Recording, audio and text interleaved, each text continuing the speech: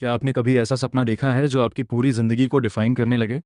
एक ऐसा सपना जो आपको हर सुबह उठने की वजह दे, जो आपको हर दिन ये महसूस कराए कि आप कुछ बड़ा करने के लिए बने हैं। लेकिन क्या होगा अगर वही सपना एक दिन आपकी सबसे बड़ी कमज़ोरी बन जाए? क्या होगा अगर आप उस सपने के पीछे इतना आगे बढ़ जाएँ कि आप रियलिटी को देखना ही बंद कर दें? ये कहानी है ऐसे ही एक इंसान की, एक ड्रीमर, एक बिलीवर और अंत में एक ट्रैजिक सोल। उसका नाम है गैट्सबी। कहानी शुरू होती है कैरवे से। निक एक ऐसा इंसान है जो भीड़ में अलग दिखाई नहीं देता, लेकिन वो ऑब्जर्व करता है, समझता है और लोगों के अंदर छिपे सच को पहचानता है। वो मिडवेस्ट से आता है, एक सिंपल बैकग्राउंड से, और न्यूयॉर्क आता है एक नई जिंदगी शुरू करने के लिए। 1920s का अमेरिका, एक ऐसा दौर जहां पैसा तेजी से बन रहा था, लोग ओवरनाइट रिच बन रहे थे, हर तरफ एक्साइटमेंट था। लेकिन उस एक्साइटमेंट के पीछे एक अजीब सा एम्प्टीनेस भी था। निक वेस्ट एग में रहता है। वेस्ट एग, जहाँ रहते हैं न्यू मनी वाले लोग, मतलब जिन्होंने हाल ही में पैसा कमाया है। उनके पास वेल्थ है, लेकिन रिफाइनमेंट नहीं।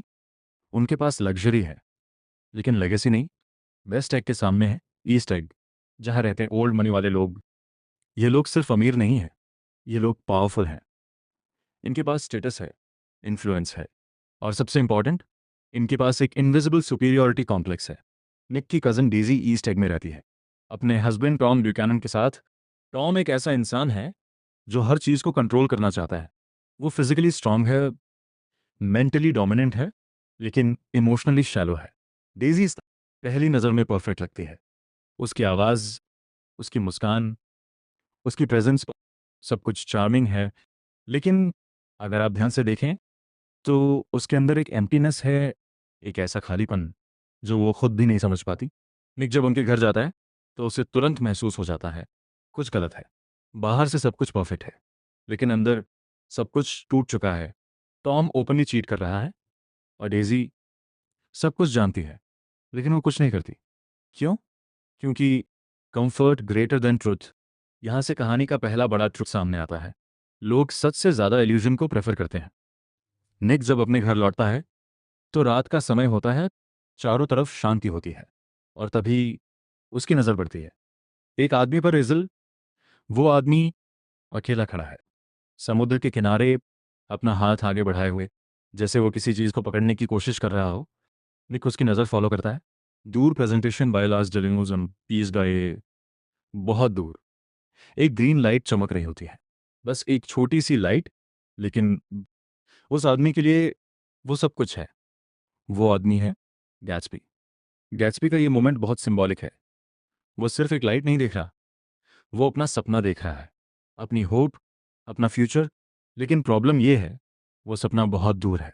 निक उस समय गैट्सबी को नहीं समझ पाता, लेकिन धीरे धीरे वो रियलाइज करता है ये आदमी नॉर्मल नहीं है। गैट्सबी का मैंशन निक के घर के पास है, एक बहुत बड़ा लग्जूरियस हाउस। हर वीकेंड वहाँ पार्टीज होती हैं, ग्रैंड पार्टीज एंड पैनेट, जहाँ सैकड़ों लोग आते हैं। म्यूजिक, डांस, अल्कोहल, लाफ्टर, सब कुछ होता है। लेकिन कोई गैट्सबी को नहीं जानता। लोग बस आते हैं, एंजॉय करते हैं और चले जाते हैं। हर किसी के पास गैट्सबी के बारे में एक अलग कहानी है। कोई कहता है वो मर्डरर है, कोई कहता है स्पाई है, कोई कहता है वॉर हीरो है। लेकिन सच क्या है, किसी को नहीं पता। निक की क्यूरियोसिटी बढ़ती जाती है, और यहीं से कहानी धीरे धीरे अपनी असली दिशा में बढ़ने लगती है। निक की क्यूरियोसिटी अब ऑब्सेशन में बदलने लगी थी। गैट्सबी एक नाम, एक रहस्य, एक ऐसा इंसान जिसे हर कोई जानता था, लेकिन कोई भी समझ नहीं पाता था। रफ से इनविटेशन मिलता है। यह अनयूजुअल था, क्योंकि गैट्सबी की पार्टीज में लोग बिना बुलाए आते थे, लेकिन निक को पर्सनली इनवाइट किया गया। इसका मतलब था गैट्सबी निक में इंटरेस्टेड है। निक तैयार होकर गैट्सबी के मैंशन में पहुंचता है, और जैसे ही वो अंदर जाता है, वो एक अलग ही दुनिया में एंटर कर जाता है। हर तरफ रोशनी, लाइव ऑर्केस्ट्रा, महंगी शराब, डिज़ाइनर कपड़े, लोग हंस रहे हैं, नाच रहे हैं। लेकिन अगर आप ध्यान से देखें, यह खुशी असली नहीं है। लोग एक दूसरे को जानते नहीं, फिर भी प्रिटेंड कर रहे हैं कि वो क्लोज हैं। हर कोई इंप्रेस करना चाहता है, हर कोई दिखाना चाहता है मैं सक्सेसफुल हूँ। ये पार्टी नहीं है, ये परफॉर्मेंस है। निक लोगों से पूछता है गैट्सबी कहाँ है, लेकिन हर किसी के पास अलग जवाब है। कोई कहता है वो मर्डरर है, कोई कहता है। वो जर्मन स्पाई है, कोई कहता है। वो ऑक्सफोर्ड एजुकेटेड मिलियनर है। सच क्या है, कोई नहीं जानता। तभी निक की मुलाकात एक आदमी से होती है। सिंपल, पोलाइट, काम, दोनों कैजुअली बात करते हैं। और फिर वो आदमी मुस्कुराकर कहता है, मैं ही गैट्सबी हूँ। निक शॉक हो जाता है। इतना बड़ा नाम, इतनी मिस्टीरियस आइडेंटिटी, और सामने एक इंसान सरप्राइजिंगली नॉर्मल। गैट्सबी बाकी रिच लोगों जैसा नहीं है। वो लाउड नहीं है, वो एरोगेंट नहीं है, वो शो ऑफ नहीं करता। लेकिन उसके अंदर एक अजीब सी इंटेंसिटी है, जैसे वो हर चीज़ को कंट्रोल कर रहा हो, हर डिटेल प्लान कर रहा हो। निक को महसूस होता है गैट्सबी सिर्फ पार्टी होस्ट नहीं है, वो कुछ ढूंढ रहा है। धीरे धीरे निक को एक पैटर्न दिखने लगता है। हर weekend same party, same lights, same chaos. लेकिन गैट्सबी हमेशा एक्सपेक्ट करता है, शायद आज, शायद आज वो आएगी। ये वो कौन है? यहीं से कहानी का दूसरा लेयर खुलता है। निक को पता चलता है गैट्सबी डेजी को जानता है। नहीं, सिर्फ जानता नहीं, वो उससे प्यार करता है। ये प्यार नया नहीं है, ये सालों पुराना है। जब गैट्सबी गरीब था, जब उसके पास कुछ नहीं था, तब उसकी मुलाकात डेजी से हुई थी। डेजी उस समय भी रिच थी, ब्यूटीफुल थी, और एक ऐसी दुनिया का हिस्सा थी जहां गैट्सबी बिलोंग नहीं करता था। लेकिन प्यार रूल्स नहीं मानता। दोनों के बीच कनेक्शन बना, जेन्युइन, प्योर। लेकिन रियलिटी अलग थी। गैट्सबी के पास पैसा नहीं था, और डेजी, वो एक कंफर्टेबल लाइफ चाहती थी। इसलिए डेजी ने एक डिसीजन लिया, उसने टॉम से शादी कर ली। और यही मोमेंट गैट्सबी की जिंदगी का टर्निंग पॉइंट बन गया। उस दिन गैट्सबी ने डिसाइड किया, मैं एक दिन वापस आऊंगा और इतना बड़ा बनूंगा कि डेजी मुझे इग्नोर नहीं कर पाएगी। यहीं से सपना ऑब्सेशन बन गया। गैट्सबी ने अपनी आइडेंटिटी बदल दी, जेम्स गैट्स से जय गैट्सबी। उसने पैसा कमाया, लेकिन क्लीन तरीके से नहीं। उसने पार बनाई, कनेक्शंस बनाए। लेकिन उसका अल्टीमेट गोल सिर्फ एक था, डेजी। उसका मैंशन, उसकी पार्टीज, उसकी लाइफस्टाइल, सब कुछ डेजी के लिए था। गैट्सबी हर वीकेंड पार्टी देता था। क्यों? क्योंकि उसे उम्मीद थी डेजी एक दिन आएगी। वो क्राउड को नहीं बुलाता था, वो डेजी को बुला रहा था। लेकिन वो कभी नहीं आई। और फिर निक उसकी ज़िंदगी में आता है। निक आवर डेजी का कज़िन है, और यही गैट्सबी का चांस बनता है। वो निक से रिक्वेस्ट करता है, मुझे डेजी से मिलवाओ। ये रिक्वेस्ट सिंपल नहीं थी, ये उसके पूरे एग्जिस्टेंस की डिमांड थी। निक अग्री करता है, और यहाँ से कहानी एक नए फेज में एंटर करती है। अब वो मोमेंट आता है जिसका इंतज़ार गैट्सबी सालों से कर रहा था। निक अपने घर पे मीटिंग अरेंज करता है। गैट्सबी नर्वस है, बहुत नर्वस। जो इंसान हज़ारों लोगों के सामने कॉन्फिडेंट रहता है, आज वो एक लड़की के सामने डर रहा है। क्यों? क्योंकि ये सिर्फ एक लड़की नहीं है, ये उसका सपना है। देर आती है, पहला मोमेंट ऑकवर्ड है। Silence, nervous smiles. Gatsby almost panic कर जाता है। लेकिन धीरे धीरे कॉन्वर्सेशन शुरू होती है, और ओल्ड इमोशंस वापस आने लगते हैं। गैट्सबी की आंखों में चमक है। मौन आप, ये सच हो रहा है।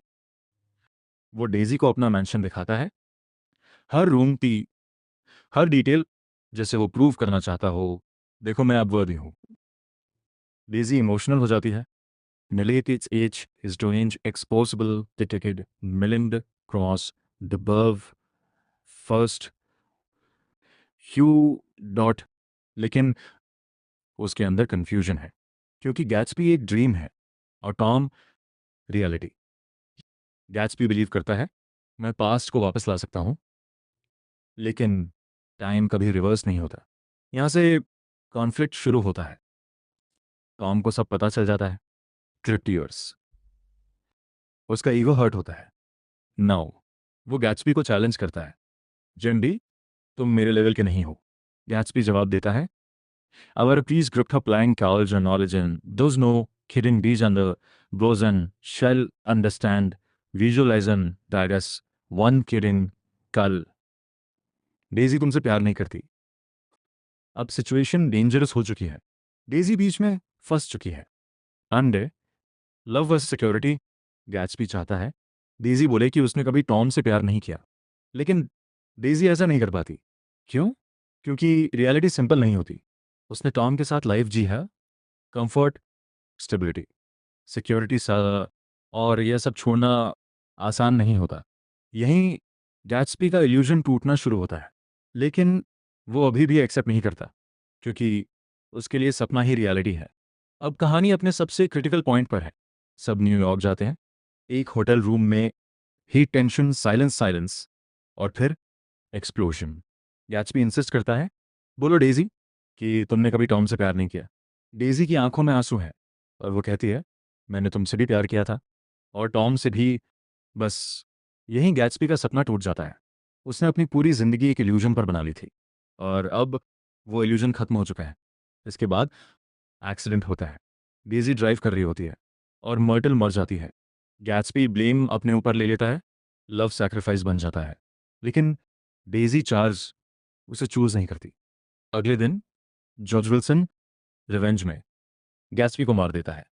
गैट्सबी मर जाता है, अकेला, बिना अपने सपने को पूरी तरह जी पाए। Funeral empty.